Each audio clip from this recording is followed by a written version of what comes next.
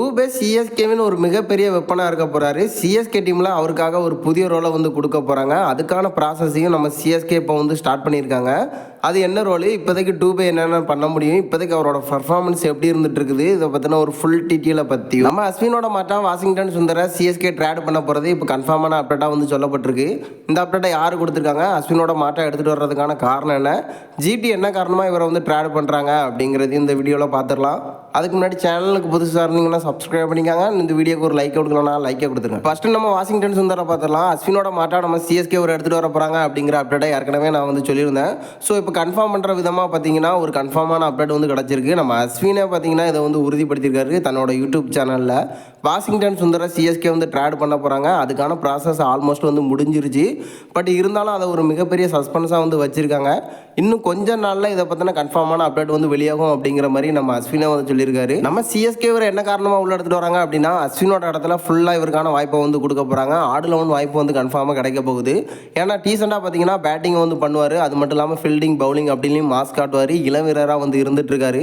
சிஎஸ்கேவின் ஒரு மிகப்பெரிய எதிர்காலமாக இருக்கிறதுக்கான நிறைய வாய்ப்புகள் இருக்குது. இதன் காரணமாக தான் இந்த ட்ரேடை வந்து நம்ம சிஎஸ்கே பண்ணுறாங்க. ஜிடி என்ன காரணமாக இவரை வந்து விட்டு கொடுக்குறாங்க அப்படின்னு கேட்டிங்கன்னா, இவருக்கான வாய்ப்பு ஜிடியில் வந்து அதிகமாக வந்து கிடைக்கல. நல்லாவே வந்து பர்ஃபார்மன்ஸ் பண்ணியிருந்தாலும் அங்கே இருக்கக்கூடிய பவுலர்ஸை வச்சு அவங்க தரமான சம்பவம் பண்ணுறாங்க. இவருக்கான வாய்ப்பு நம்ம ஜிடியில் வந்து பெருசாக கிடைக்கல. பேட்டிங்காக இருக்கட்டும் பவுலிங்காக இருக்கட்டும் டீமில் வந்து அதிக நாள் வந்து இவருக்கான வாய்ப்பு வந்து கிடைக்கல. ஸோ இதன் காரணமாக தான் ஜிடி இவரை வந்து ட்ரேட் பண்ண போகிறாங்க அப்படின்னு ரீசெண்டாக வந்து சொல்லப்பட்டிருக்கு. அடுத்து நம்ம டூபே பார்த்துடலாம். ஒரு மிகப்பெரிய ஆல்ரவுண்டராக நம்ம சிஎஸ்கே உள்ளே எடுத்துகிட்டு வந்திருந்தாங்க. பட் பேட்டிங்கில் பார்த்தீங்கன்னா சூப்பராக வந்து பண்ணியிருந்தார். ஸ்பின்னர்ஸ்க்கு எதிராக அதிரடியான ஆட்டத்தை வந்து வச்சுட்டு இருந்தார். ஒரு நல்ல ஃபார்மில் வந்து கண்டினியூ ஆகிட்டு இருக்காரு நம்ம டூபே. இப்போ நம்ம சிஎஸ்கேக்கு ஒரு மிகப்பெரிய வெப்பனாக மாறுறதுக்கு ஒரு மிகப்பெரிய சான்ஸ் இருக்குது. இதுக்கான காரணம் பார்த்தீங்கன்னா, இதுக்கு முன்னாடி பவுலிங் வந்து பண்ண மாட்டார்.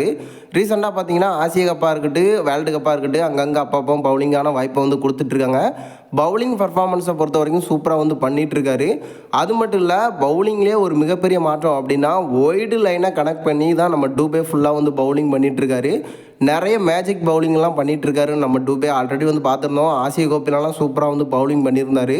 ஸோ இப்போ நம்ம சிஎஸ்கே இவருக்கான ப்ராசஸை வந்து ஸ்டார்ட் பண்ணியிருக்காங்க.